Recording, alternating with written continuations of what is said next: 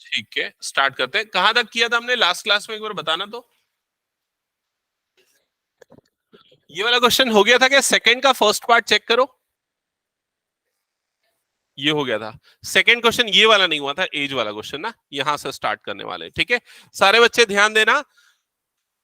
First question जो आपको यहां पर दिख रहा है आज की क्लास का, वो क्वेश्चन क्या है? क्वेश्चन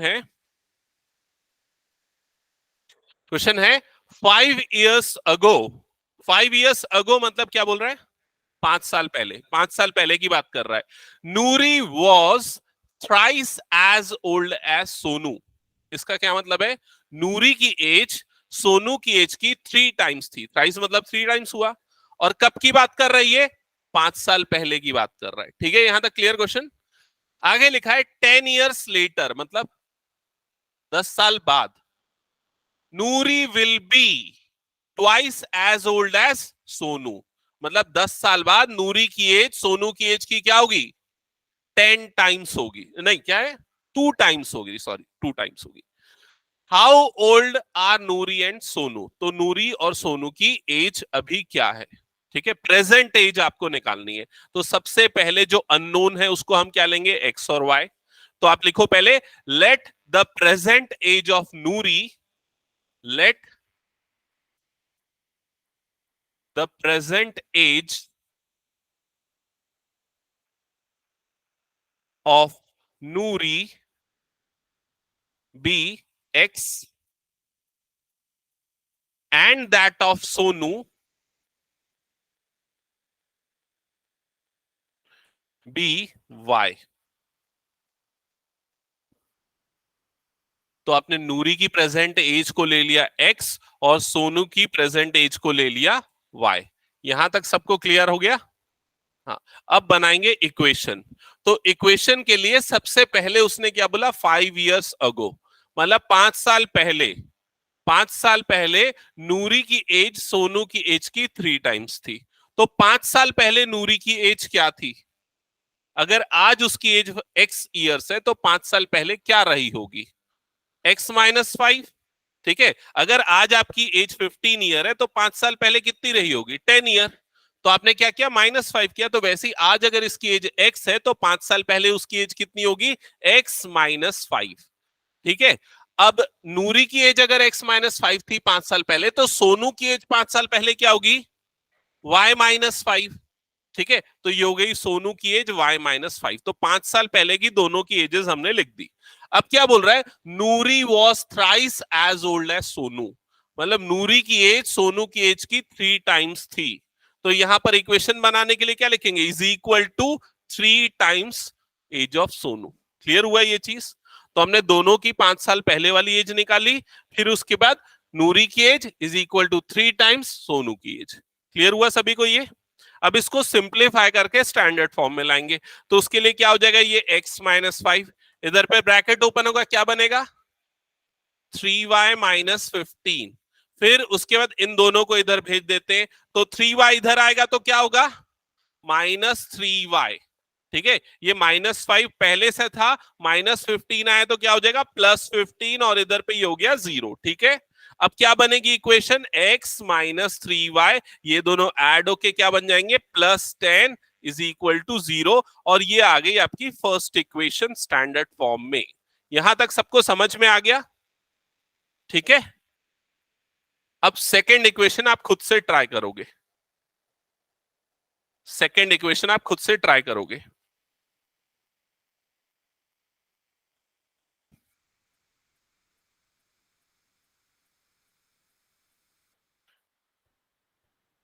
हाँ, तो क्या बोल रहा है? 10 years later Noori will be twice as old as Sonu. 10 साल बाद नूरी की एज सोनू की एज की डबल होगी। ट्वाइस का मतलब डबल है। तो 10 साल बाद नूरी की एज कितनी होगी? X+10। तो यहां पर क्या आ जाएगा? X+10 आ जाएगा। और सोनू की एज 10 साल बाद कितनी होगी? Y+10। पहले दोनों के 10 साल बाद वाली एज हमने लिख दी। अब इक्वेशन बनाने के लिए नूरी की age is equal to 2 times Sonu की एज। तो यहां पर क्या जाएगा? इज इक्वल टू, और इधर पे बाहर में 2 मल्टीप्लाई हो जाएगा। समझ में आया ये सभी को?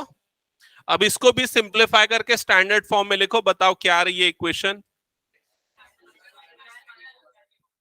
करेक्ट, ये आ जाएगा x minus 2y minus 10 is equals to 0।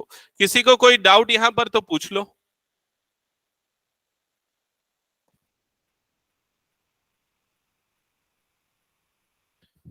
Online में भी सबको क्लियर है जयती प्रखर? Yes sir. Yes sir. Okay, अब इसके बाद हम एलिमिनेशन मेथड अप्रोच करेंगे, यूज करेंगे। तो कौन से वेरिएबल को एलिमिनेट करना चाहोगे? x को, क्योंकि x का कोफिशिएंट सेम है। ऐड करना पड़ेगा दोनों को या सब्सट्रैक्ट? सब्सट्रैक्ट करेंगे तब x एलिमिनेट हो जाएगा। तो यहां पर हम लिख देते हैं इक्वेशन 2 माइनस इक्वेशन 1। मैं 2 में से 1 कर रहा हूं, आप 1 में से भी 2 कर सकते हो, जैसी आपकी चॉइस चलेगा। ठीक है, तो इक्वेशन 2 को पहले लिखेंगे। इक्वेशन 2 क्या है? x minus 2y minus 10 is equals to 0। उसके बाद इक्वेशन 1 को लिख देंगे उसके नीचे, x minus 3y plus 10 is equals to 0।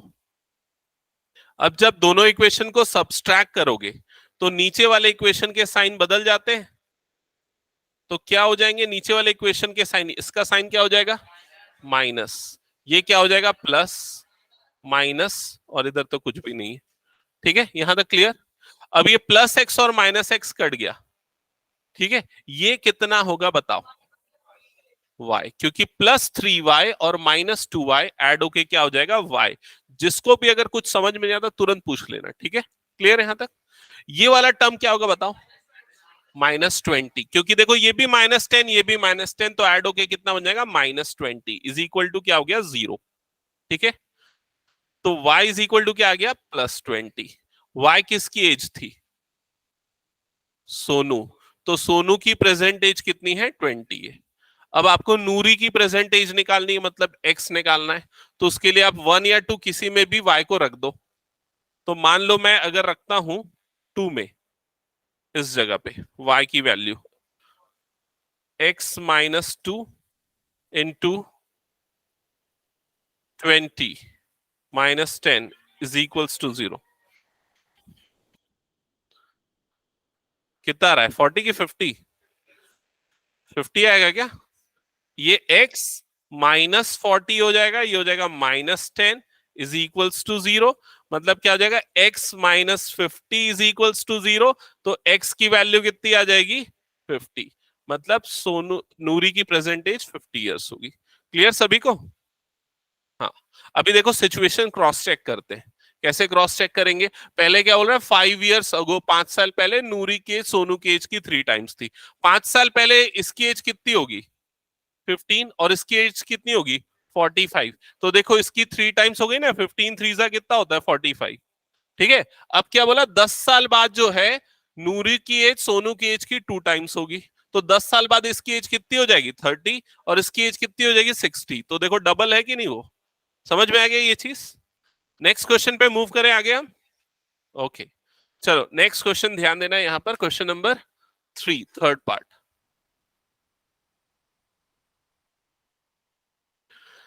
क्या लिखा है? The sum of the digits of 2 digit number is 9। अच्छा, ये वाला क्वेश्चन भाई सबको परेशान करेगा, मतलब मेजॉरिटी ऑफ स्टूडेंट को बता रहा हूं मैं। ये 2 डिजिट नंबर वाला जो क्वेश्चन है ना, ये ज्यादातर बच्चों को एक बार में समझ में नहीं आता। समझ रहे हो ना? ज्यादातर बच्चों को एक बार में समझ में नहीं आता। अब तुम लोग चेक कर लो तुमको समझ में आ रहा है कि नहीं। सुनो इधर, 2 डिजिट नंबर अगर कोई है, मान लो अगर कोई 2 डिजिट नंबर है, मान लो अगर उसका पहला डिजिट है 2 और दूसरा डिजिट है 5। पहला डिजिट मतलब मैं टेंस डिजिट की बात कर रहा हूं, और ये वंस डिजिट की बात कर रहा हूं। तो वो नंबर क्या होगा? वो नंबर होगा 25। समझ गए ना ये चीज? अभी मैं इसी क्वेश्चन को दोबारा पूछता हूं, बताना मुझे। फिर से मैं एक 2 डिजिट नंबर ले रहा हूं, पहला डिजिट है उसका x और दूसरा डिजिट है उसका y। तो वो नंबर क्या होगा? x plus y? गलत। xy? गलत। क्यों गलत? मैं बता रहा हूं, सुनो। x प्लस वाई क्यों गलत? अगर x प्लस वाई ले रहे हो तो 2 + 5 करोगे तो वो कितना आ जाएगा? 7। अगर एक्स वाई लेते हो, रुक जाओ एक मिनट, एक्स वाई लेते हो तो इसका मतलब एक्स इंटू वाई होता है, तो 2 इंटू 5 तो कितना हो जाएगा 10, लेकिन आना क्या चाहिए 25। तो ये तो गलत हो गया ना, दोनों गलत है। तो कैसे लिखते हैं नंबर को? नंबर को लिखने के लिए ना, जैसे ये 10 डिजिट है, तो 10 डिजिट वाले नंबर को 10 से मल्टीप्लाई करते, तो क्या करेंगे 2 इंटू 10 प्लस ये जो 1 डिजिट है ना उसको इसमें ऐड कर देते, तो वो क्या है 5। तो ये क्या बन जाएगा 20 प्लस 5, मतलब कितना आएगा 25। समझ में आया? तो अगर आपके पास डिजिट है और आपको नंबर बनाना है तो आपको क्या करना पड़ेगा, 10 डिजिट को 10 से मल्टीप्लाई करना पड़ेगा, 1 डिजिट को 1 से मल्टीप्लाई करना पड़ेगा और आपस में ऐड करना पड़ेगा। ये प्रोसेस फॉलो होगा। समझ में आया ये चीज? तो अगर आपका 10 डिजिट x है तो x को किससे मल्टीप्लाई करेंगे 10 से, और 10x हो जाएगा और प्लस उसमें y ऐड कर देंगे। समझ में आया कि नहीं ये चीज? तो अगर मान लो आपका नंबर है 37, अगर आपका नंबर है 37 तो क्या हो जाएगा ये 3 इंटू 10 प्लस 7, इस तरह से बनता है 2 डिजिट नंबर। क्लियर हुआ सभी को ये चीज? अब इस पूरे प्रोसेस को मैं क्लियर कर रहा हूं। अब यहां पर आते हैं क्वेश्चन पे। क्या लिखा हुआ है, the sum of the 2 digit number is 9। तो एक 2 डिजिट नंबर है, उनके डिजिट का सम 9 है। ठीक है, तो सबसे पहले हम क्या अज्यूम कर लेंगे कि उसका जो 10th डिजिट है वो है x। 10th डिजिट को हम ले लेते हैं x, और जो 1st डिजिट है वो क्या हो जाएगा y। ठीक है, तो अभी ये बोल रहा है कि उनके डिजिट का सम 9 है। डिजिट का सम मतलब क्या बोल रहा है, x प्लस वाई की वैल्यू 9 है। जैसे कि प्रीवियस एग्जांपल में हमने 37 लिया तो 3 और 7 का सम कितना हो रहा था 10। वैसे यहां पर x प्लस वाई इन दोनों का सम कितना हो रहा है 9। ये इसने दे दिया क्वेश्चन में। क्या ये समझ में आया? अभी देखो आगे क्या लिखा है, ऑल्सो 9 टाइम्स दिस नंबर।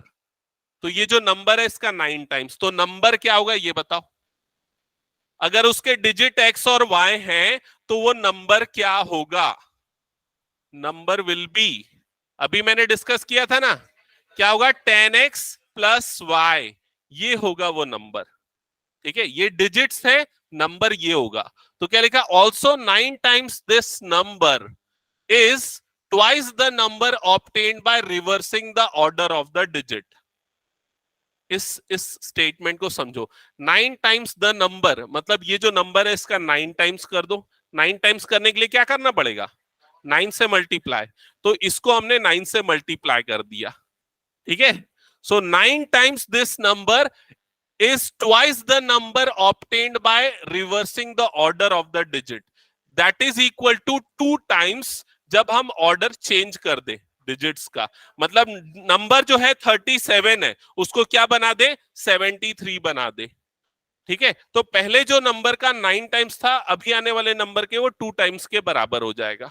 तो ये हमने 9 टाइम्स तो कर दिया, लेकिन जब आप डिजिट को रिवर्स कर दोगे, y को x और x को y बना दोगे तो नंबर क्या बन जाएगा 10y प्लस x, ये बन जाएगा नंबर। समझ में आया ये चीज? 9 times this number is twice the number obtained by reversing the order of digit. ठीक है, अब इसको सिंप्लीफाई करते हैं तो क्या बन जाएगा 9 into 10, 90x plus 9y is equals to 20y plus 2x, ऐसा बन जाएगा।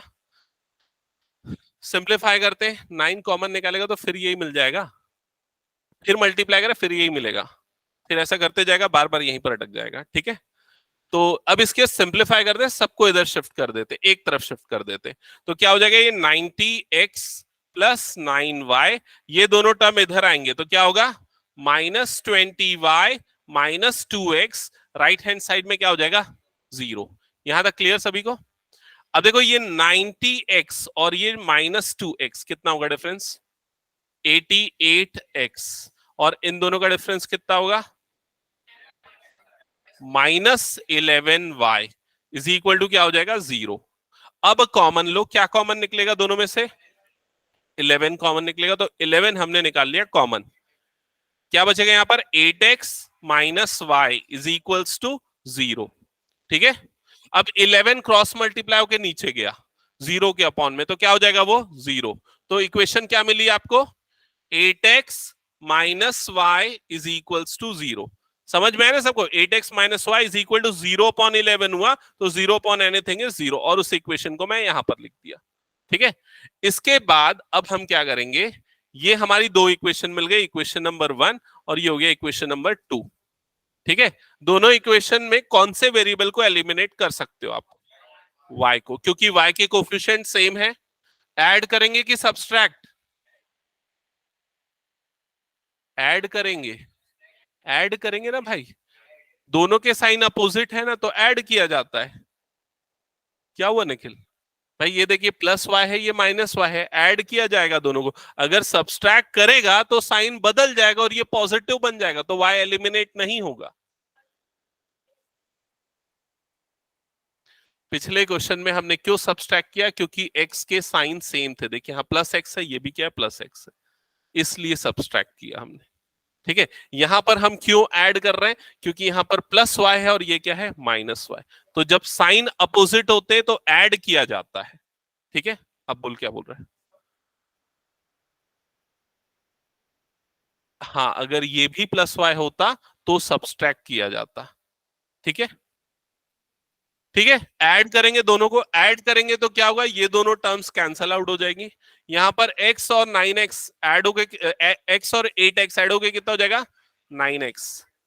राइट साइड में कितना हो जाएगा, 9। तो x की वैल्यू क्या आ जाएगी, 1। ठीक है, x मिल गया 1। अब निकालना है y। तो y निकालने के लिए कौन सी इक्वेशन यूज करोगे? फर्स्ट इक्वेशन यूज कर लेते हैं। यहां पर x की जगह पे 1 डाल देते हैं, तो बताओ y की वैल्यू क्या आएगी, 8। ये 1 उधर जाके क्या हो जाएगा, 9 माइनस 1 मतलब 8। यहां तक हो गया सबका? तो आपको क्या मिले, x और y क्या है? x और y एक्चुअल में क्या है, डिजिट्स है, नंबर नहीं है। x और y अभी डिजिट्स है, 2 डिजिट नंबर के। अब आपको नंबर चाहिए, तो नंबर आपने क्या लिया था, देखो यहां पर 10x प्लस वाई लिया था। तो नंबर में x की जगह पे उसकी वैल्यू रख दो, मतलब क्या रख दोगे, 1। तो इधर 10 इंटू 1 कितना हो जाएगा, ये 10 प्लस y की वैल्यू कितनी है, 8। तो 10 प्लस 8 मतलब कितना हो जाएगा, 18। तो वो जो नंबर है वो कितना होगा, 18 होगा। ठीक है, क्लियर ये चीज? क्या हुआ?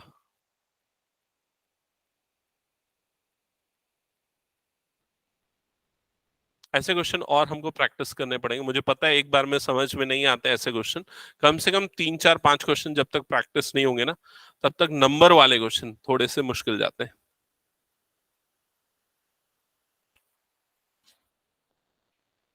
ये सॉल्व हो गया तो हटा दो क्या?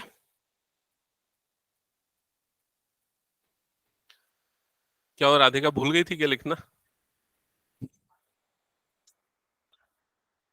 दोनों चीजें एक साथ यूज में लाओ, अपने हाथों को और अपने दिमाग को। ठीक है, क्योंकि स्पीड भी मैच करनी पड़ेगी हम लोगों को।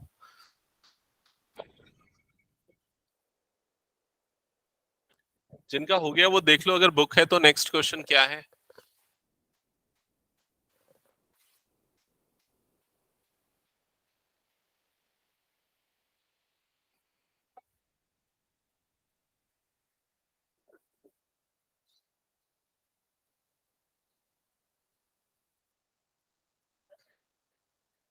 हाँ, संडे को ही बोला था ना मैंने, तो क्लास के बाद दे देना ना टेस्ट। सैटरडे ले लेता हूँ, खुश।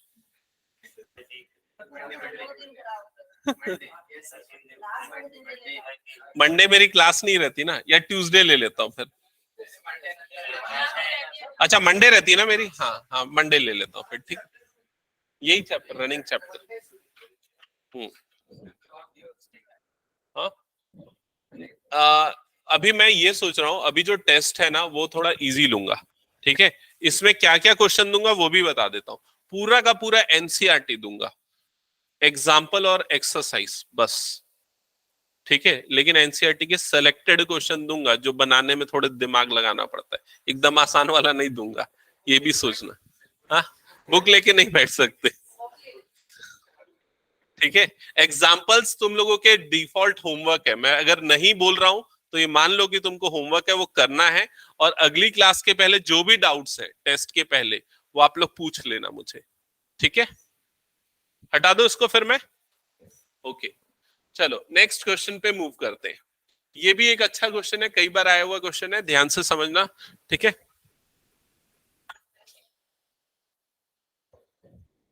क्या लिखा हुआ है देखो यहाँ पर, ध्यान दो, कौन कोई एक पढ़ो तो क्वेश्चन, कौन पढ़ेगा?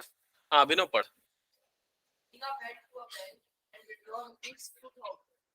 एक मिनट अर्जुन, बात नहीं, इधर पे ध्यान दे। सारे बच्चों को क्वेश्चन पे ध्यान देना है, क्योंकि सबसे मेजर प्रॉब्लम जो आती है, आप लोग क्वेश्चन को ध्यान से नहीं पढ़ते हो, ठीक है। तो इसलिए ध्यान से सुनो कम से कम, अगर पढ़ नहीं रहे हो तो। नहीं, स्टार्टिंग से एक बार।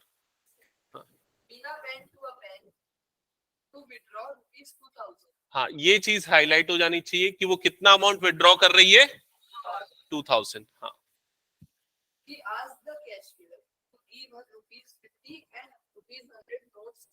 तो उसने क्या डिमांड किया कि मुझे सिर्फ 50 और 100 के नोट चाहिए, 50 और 100 के नोट्स चाहिए, ठीक है। तो उसको टोटल कितने नोट मिले, 25 नोट्स मिले, ठीक है। तो क्या पता करना है, क्या निकालना है आपको इस क्वेश्चन में, कि उसको 50 के 50 रुपए के कितने नोट मिले और 100 रुपीज वाले कितने नोट मिले, ये आपको निकालना है। तो आप क्या करोगे, सबसे पहला काम, 50 के कितने नोट मिले x मान लेंगे, 100 के कितने मिले y मान लेंगे। तो लिख लो जल्दी से इसको, लेट मीना received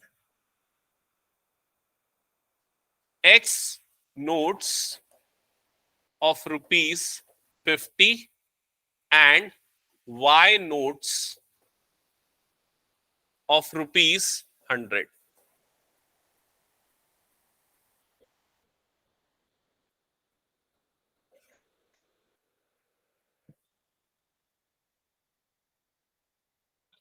ठीक है, तो 50 के x नोट मिले हैं, 100 के y नोट मिले, ठीक है। नोट कर लिया, यहां तक लिख लिया सबने।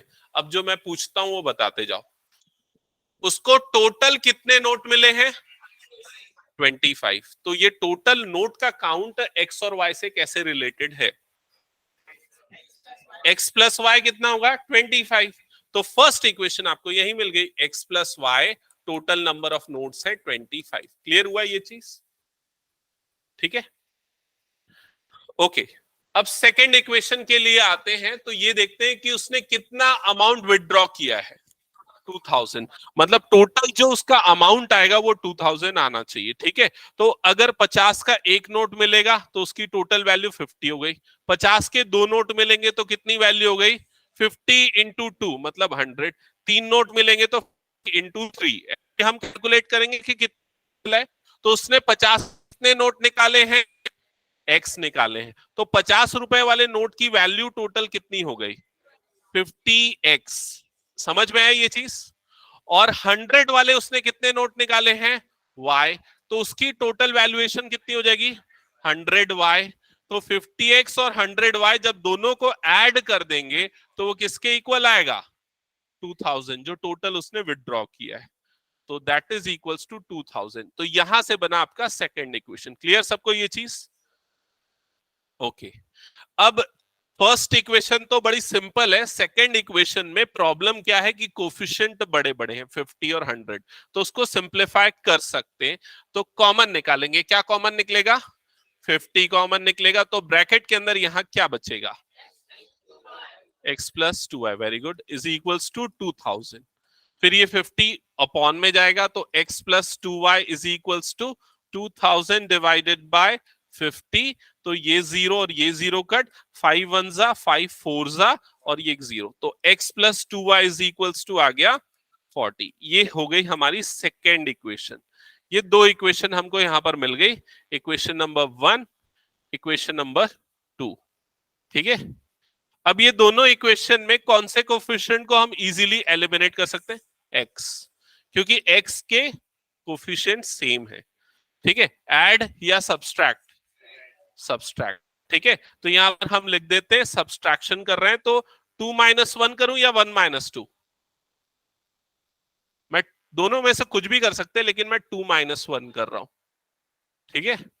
क्योंकि 2 में देखो ये बड़े बड़े ना, 40 और ये 2y, यहाँ पर ये छोटे हैं तो माइनस होंगे तो पॉजिटिव मिलेगा आपको, ठीक है। तो इक्वेशन 2 को पहले लिख देते हैं, x plus 2y is equals to, उसके नीचे आ जाएगा x plus y is equals to 25, subtract तो यहाँ पर ये आ जाएगा माइनस माइनस माइनस, ठीक है। ये दोनों तो कट गए, ये दोनों कट गए, 2y माइनस y ये कितना हो जाएगा y, और राइट साइड में कितना आ जाएगा 15, मतलब y की वैल्यू 15, तो 100 रुपीज वाले उसने 15 नोट निकाले। समझ में आ गया ये चीज। x की वैल्यू निकालो 10, तो टोटल उसने 25 निकाले थे, तो बच गए कितने, 10 बच गए। x की value 10, x plus y is equals to 25, यहाँ पर y की जगह 15 डाला तो ये आ गया x इज इक्वल्स टू 10। किसी को कोई डाउट इसमें तो बता दो, हटा दो इसको। हाँ फाइनल में ना, हाँ आपको लिखना पड़ेगा। ये वर्ड प्रॉब्लम का पिछले साल का जो वेटेज था 5 मार्क्स का था, पेयर ऑफ लीनियर इक्वेशन के वर्ड प्रॉब्लम का। वर्ड प्रॉब्लम 2 चैप्टर से आते हैं, मतलब ज्यादातर 2 चैप्टर से, एक तो ये वाले से आते हैं और दूसरा क्वाड्रेटिक क्वेश्चन 4th चैप्टर से आता है। दोनों से 5-5 मार्क के एक एक क्वेश्चन आते हैं, ठीक है, और एक जैसे टाइप के रहते हैं थोड़े बहुत। हटा दो इसको, हो गया। तो नेक्स्ट क्वेश्चन चेक करो, यहां पर ये लास्ट क्वेश्चन है, फिर उसके बाद हम एडिशनल क्वेश्चन स्टार्ट करने वाले। सो क्वेश्चन में क्या लिखा हुआ है, ध्यान देना, सब सामने ध्यान देना। श्रेयांश क्वेश्चन पढ़ दो।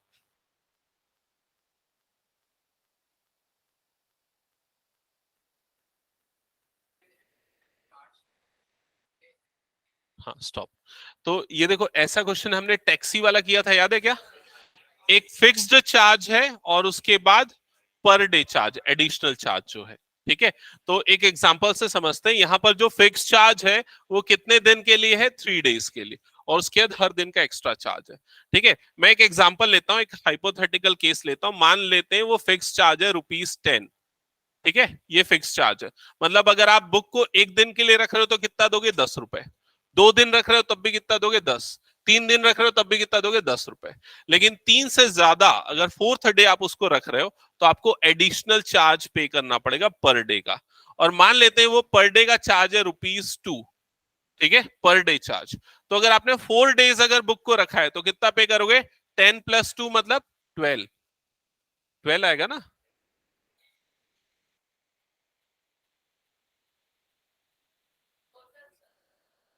अगर आपने 4 दिन रखा, मैंने पूछा ना, तो पहले 3 दिन का इतना पे करना है, पहले 3 दिन का 10 रुपीज है। नहीं नहीं नहीं, ऐसा नहीं है। ये जो फिक्स चार्ज है ना, ये 10 दिन का फिक्स है। अब चाहे आप 1 दिन रखो तो भी इतना दोगे, 2 दिन रखो तब भी इतना, 3 दिन रखो तो भी 10 ही रुपए दोगे, और उसके बाद पर डे चार्ज आपका 2 रुपए पर डे। क्लियर हुआ ये चीज। तो अगर आप 4 दिन रख रहे हो तो पहले दिन का तो फिक्स चार्ज 10 रुपए दोगे, फिर उसके +2 करोगे, मतलब कितना पे करोगे, 12 रुपीज। अगर आप 5 दिन बुक को रख रहे हो तो 10 रुपीज तो हो गया फर्स्ट 3 डे का, और उसके +2 × 2 मतलब कितना हो जाएगा, 14 होगा। समझ में आ रहा है कि नहीं कैलकुलेशन। अगर आप 6 डेज रख रहे हो तो 6 में से 3 माइनस कर दो, क्योंकि 3 दिन का फिक्स चार्ज है, और बाकी 3 दिन के लिए कितना लगेगा, 2 रुपीज पर डे। तो कितना हो जाएगा, 10 + 6 मतलब कितना आ जाएगा, 16। समझ में आया, इस तरह का कुछ केस है। ओके, तो यहां पर आपको 2 तरह के चार्जेस हैं, एक तो है फिक्स्ड चार्ज, और दूसरा है पर डे चार्ज। पर डे चार्ज, ये 2 तरह के चार्जेस की बात कर रहा है, ठीक है।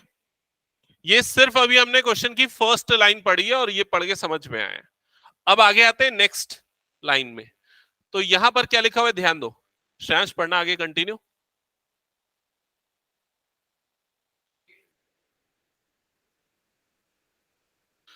तो सरिता ने कितने दिन बुक कैरी की है, 7 डेज, और उसका अमाउंट कितना हुआ है, 27, ठीक है।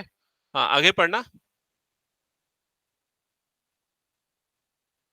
While Susie paid ₹21 for the book she kept for 5 days. तो सूजी ने 21 रुपीज पे किया और वो बुक को कितने दिन अपने पास रख रही है, 5 डेज तक। क्लियर हुआ ये चीज। Find the fix charge and charge for each day. तो ये दोनों टाइप के चार्जेस आपको कैलकुलेट करने हैं। तो सबसे पहले जो फिक्स चार्ज है उसको हम क्या ले लेते हैं, एक्स, और पर डे चार्जेस को क्या ले लेते हैं, वाई। ठीक है, तो लिख लो, let the fix charge be rupees X and per day charge be rupees Y.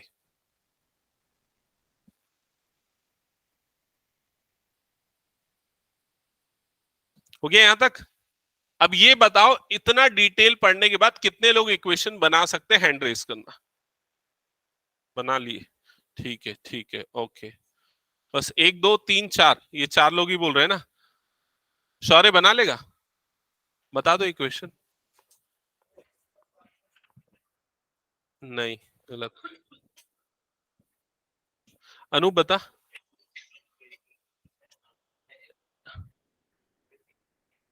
Okay, ठीक है। हाँ बता।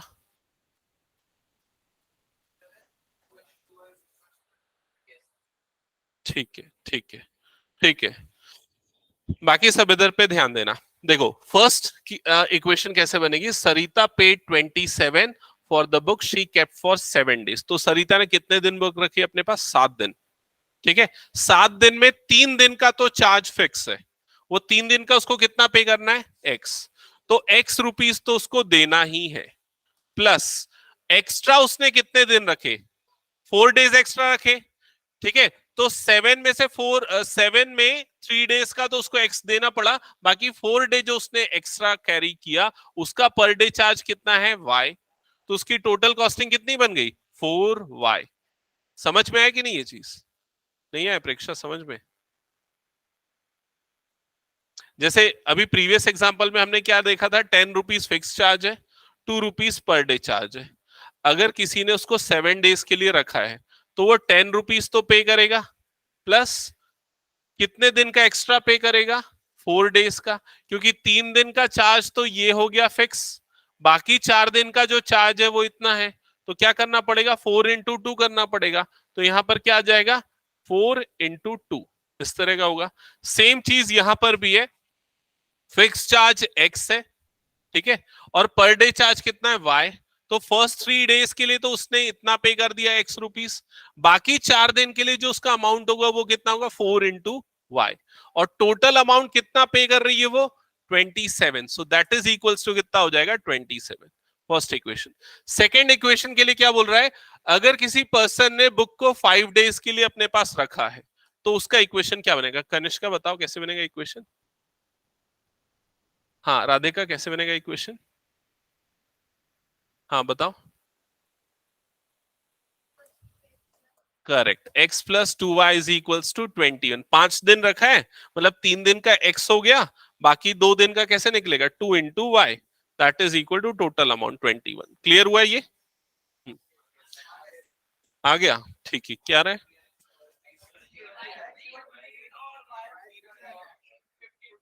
y3 और x 15। ठीक है, सब्सट्रैक्ट किया दोनों को, दोनों को सब्सट्रैक्ट कर दोगे, माइनस माइनस माइनस, ये तो कट जाएगा। 4y माइनस 2y मतलब ये आ जाएगा 2y, और इधर पे ये कितना आ जाएगा, 6। तो y की वैल्यू आ जाएगी 3। करेक्ट। ठीक है, अब एक्सरसाइज के क्वेश्चन तो कंप्लीट हो गए हैं। अब एक काम करते हैं, कुछ एडिशनल क्वेश्चन जो मैंने आपको व्हाट्सएप किया था ना, PAT exercise proficiency assessment test, उसके क्वेश्चंस हम करेंगे। ठीक है, हाँ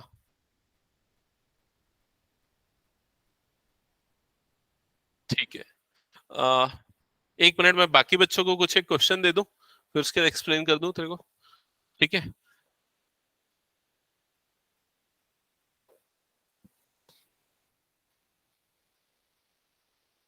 ये देखो, ये सारे प्रीवियस ईयर क्वेश्चन है, इसको हम अभी सॉल्व करने वाले, या वर्ड प्रॉब्लम से ले लें पहले।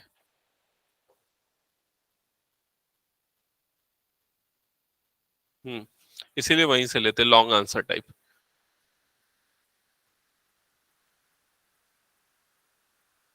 क्वेश्चन नंबर 45 से लेते हैं, ठीक है, यहां से ट्राई करना। चलो सारे बच्चे यहां से क्वेश्चन 45 से स्टार्ट करना, सॉल्व करना।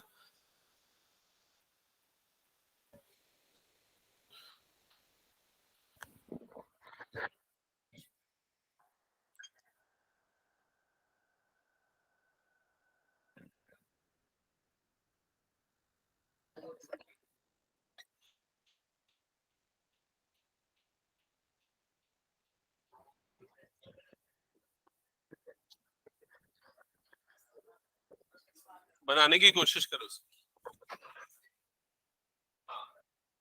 और किसको किसको पिछला क्वेश्चन समझ में नहीं आया, समझ में आ रहा है?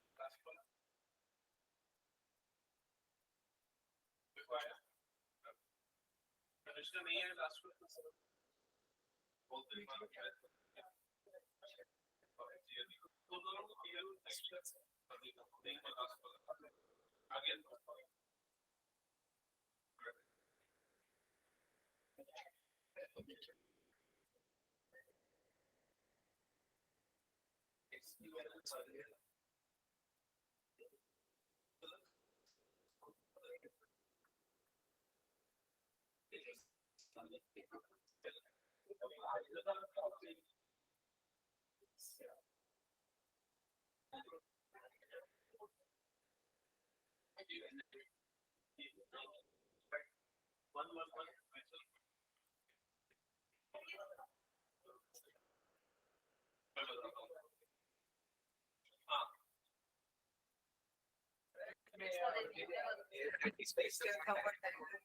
हाँ, वो अब अपना दिमाग लगाओ तुम लोग, ठीक है। जिनका प्रीवियस क्वेश्चन हो गया, जिनका प्रीवियस क्वेश्चन में प्रॉब्लम था ना, वो लैंडिंग लाइब्रेरी वाला, उस क्वेश्चन को एक बार मैं डिस्कस कर लेता हूँ, लोग ध्यान दो। और जिनको वो कोई प्रॉब्लम नहीं था, वो इसको ट्राई करो, अपने हिसाब से बनाओ। जो डाउट होगा मैं बाद में बताऊंगा, पहले वो क्वेश्चन लेता हूँ, लैंडिंग लाइब्रेरी वाला। पहले वो सिचुएशन लेते हैं। देखो, उस लैंडिंग लाइब्रेरी वाले क्वेश्चन में दो टाइप के चार्जेस थे।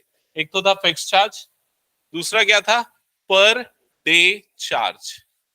दो टाइप के चार्जेस थे। फिक्स चार्ज तो जो था वो ₹X था, वो फर्स्ट 3 डेज के लिए फिक्स था, फर्स्ट 3 डेज, ठीक है। और जो सेकेंड चार्ज था वो था ₹Y। ये पर डे का चार्ज था, मतलब एक दिन का क्या लगेगा, ₹Y लगेगा। क्लियर? ये था क्वेश्चन, ठीक है। अब आते हैं क्वेश्चन में क्या लिखा हुआ था।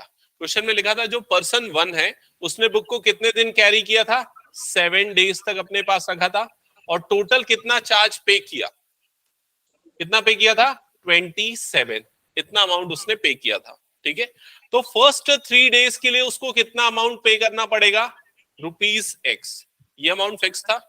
श्रेयांश, कनिष्का, बाकी जो बच्चों जिनको ये क्वेश्चन क्लियर नहीं होता, लास्ट उस पे आ रहा हूं।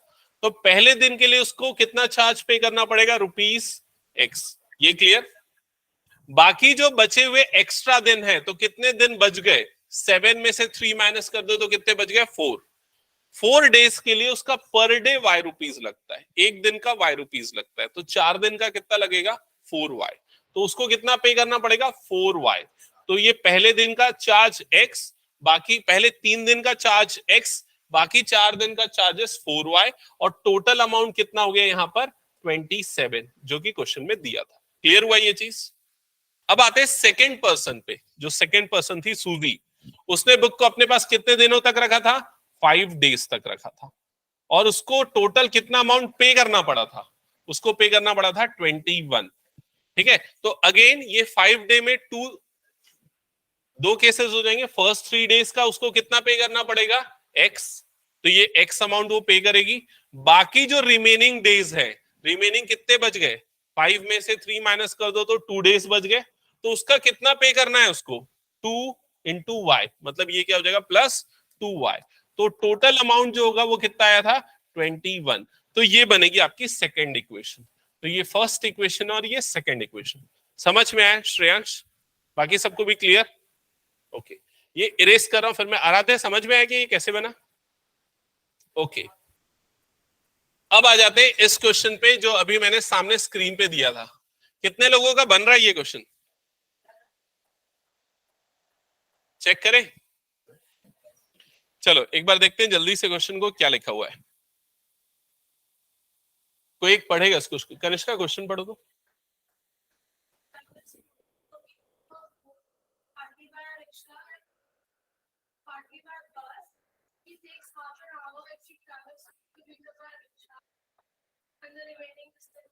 Stop.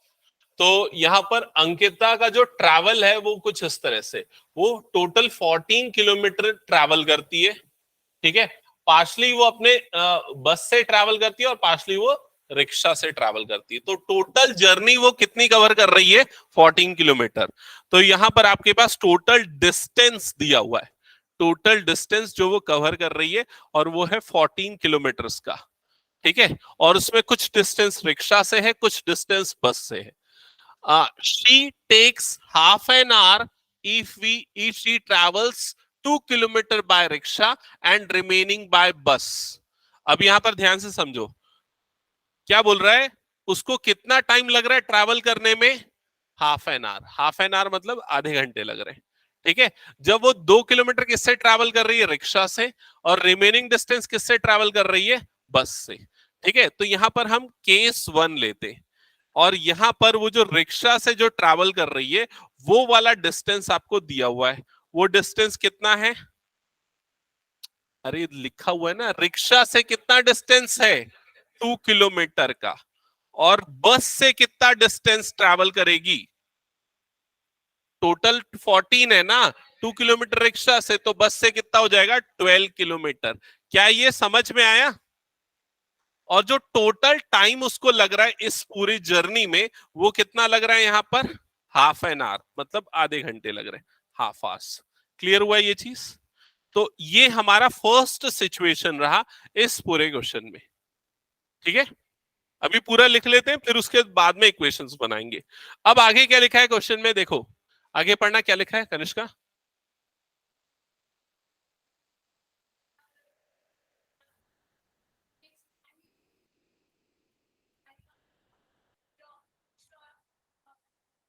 Find the speed of the rickshaw and that of the bus, ठीक है।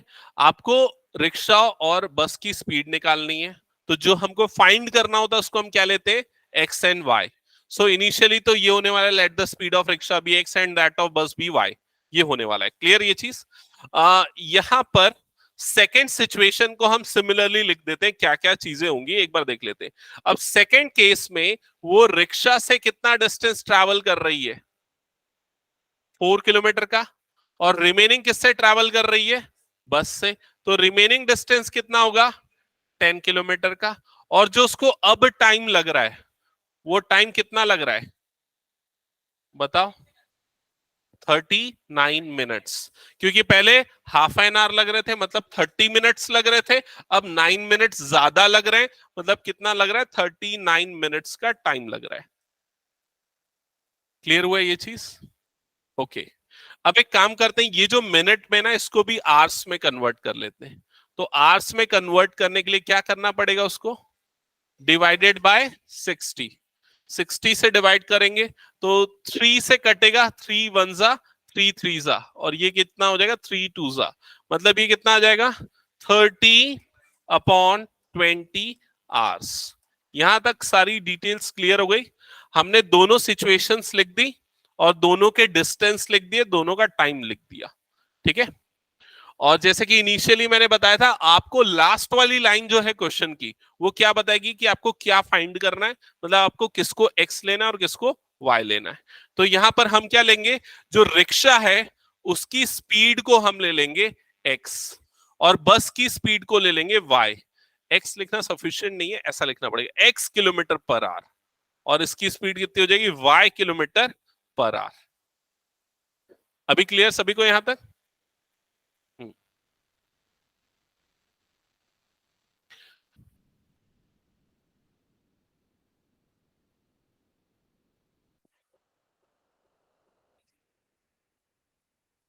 और भी था क्या कुछ क्वेश्चन, क्या था? इसका एक और पार्ट है नीचे। ये क्वेश्चन तो यही खत्म हो गया था ना, find the speed of rickshaw and that of बस, और कितना पूछेगा, ठीक है। ये यहां तक क्लियर? आगे बताओ मैं। अब देखो, ये वाले क्वेश्चन आते हैं 5 मार्क्स के ना, स्पीड डिस्टेंस टाइम जिसमें आता है। अब यहां पर आपको टोटल टाइम दिया हुआ है, टोटल टाइम, तो आपको इक्वेशन बनानी है टाइम की।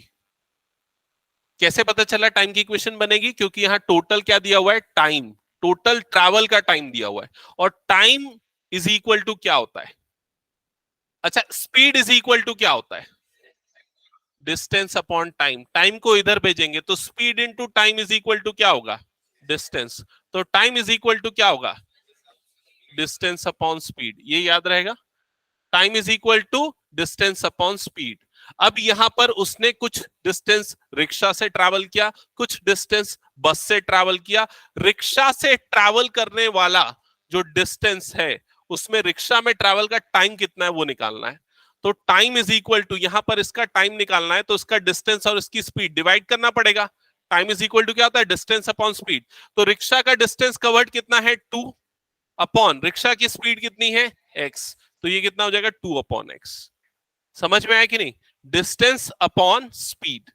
रिक्शा में उसने जो ट्रैवल किया उसमें कितना टाइम लगा ये निकला। किसी को कोई डाउट इसमें तो बताओ। अब बस में जो ट्रैवल किया उसमें उसको कितना टाइम लगा, तो बस का डिस्टेंस अपॉन बस की स्पीड। तो बस का डिस्टेंस कितना है 12 किलोमीटर अपॉन बस की स्पीड कितनी है y, तो बस में ट्रैवल टाइम हो गया उसका 12 अपॉन y। और दोनों को मिला के जो टोटल ट्रैवल टाइम हुआ वो आपको दिया हुआ है। कितना दिया हुआ है, हाफ आवर। समझ में आया क्या ये चीज कैसे बना। अब आते हैं सेकेंड पार्ट पे, यहां पर ठीक है, यहां पर भी आपको टोटल टाइम दिया हुआ है तो हम दोनों का टाइम निकालते हैं। तो रिक्शा का ट्रैवल टाइम बताओ क्या हो जाएगा, 4 अपॉन एक्स। 4 क्योंकि रिक्शा का डिस्टेंस अपॉन रिक्शा की स्पीड, तो वो तो वही है x है, प्लस बस का ट्रैवल टाइम कितना हो जाएगा 10 upon y is equals to total time कितना लगा उसको यहां पर 13 अपॉन 20। समझ में, तो ये बनेगी दो इक्वेशंस। अब ये दो इक्वेशंस तो बन गई, इसको सॉल्व कैसे करेंगे, एलसीएम लेने से नहीं बनेगा ये।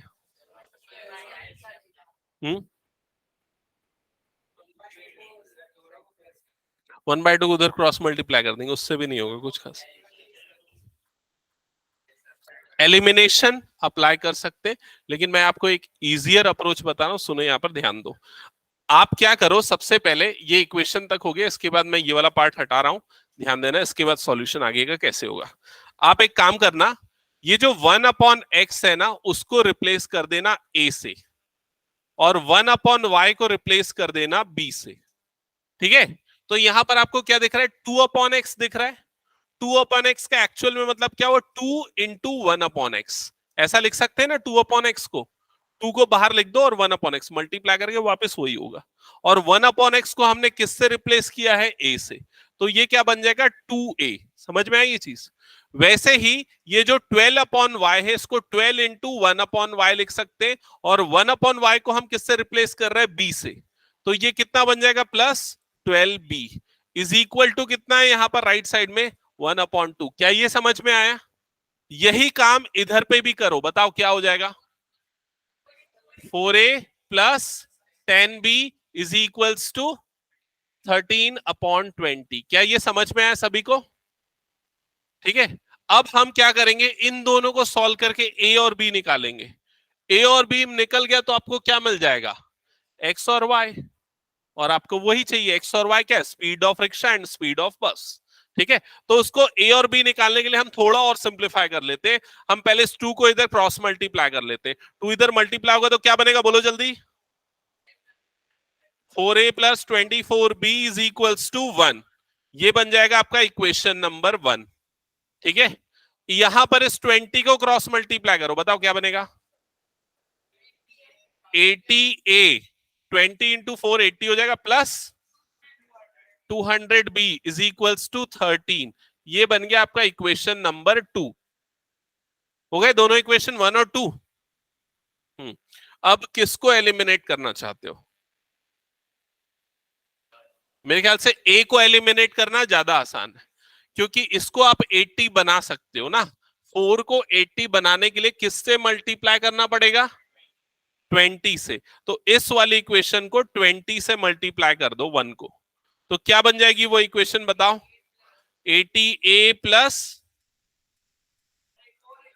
480, क्योंकि 24 का डबल कितना होता है 48, और ये हो गया 0, 480b इज इक्वल टू 2 नहीं 20 इंटू 1 भी होगा ना, और ये हो गई इक्वेशन नंबर 2। ये कितनी 80a plus 200b is equals to कितना हो गया 13।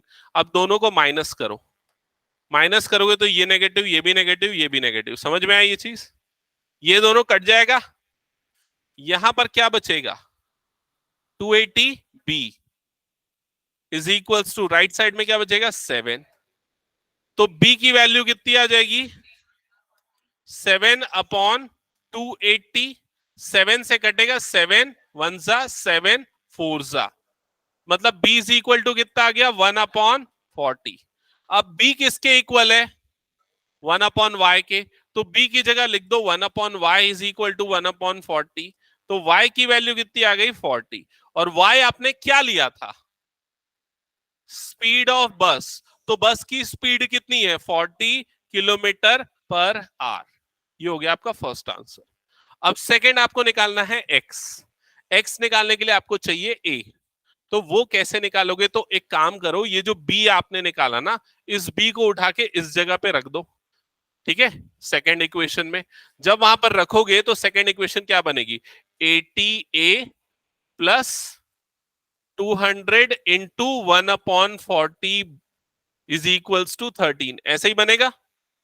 अब ये जीरो और ये जीरो कट गया, 5 1 जा 5 4 नहीं सॉरी 4 1 जा 4 5 जा, तो ये हो जाएगा 80a plus 5 is equals to 13। 80a है ये, 80a इज इक्वल्स टू कितना हो जाएगा ये 8, तो a इज इक्वल टू हो जाएगा 8 अपॉन 80, तो ये आ जाएगा 1 अपॉन 10, और a की वैल्यू 1 अपॉन x की इक्वल है, तो 1 upon x is equal to 1 upon 10, so you will get x is equals to 10। तो x मतलब स्पीड ऑफ रिक्शा वो है 10 किलोमीटर पर आवर, ठीक है।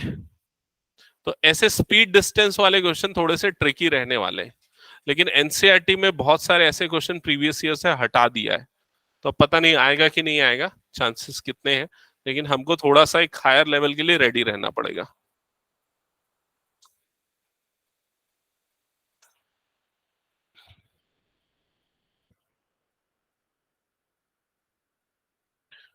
हो गया, हटा दो इसको मैं। अच्छा अब एक बार सुन लो, कुछ होमवर्क्स मैं बता देता हूं जो तुम लोगों को करने हैं। होमवर्क्स क्या क्या रहेंगे सुन लो। ये वाली शीट के पूरे 10 क्वेश्चंस जिन बच्चों ने नहीं किए उनको करने, ये पूरे क्वेश्चन एक ही मेथड से बनने वाले हैं। कौन से मेथड,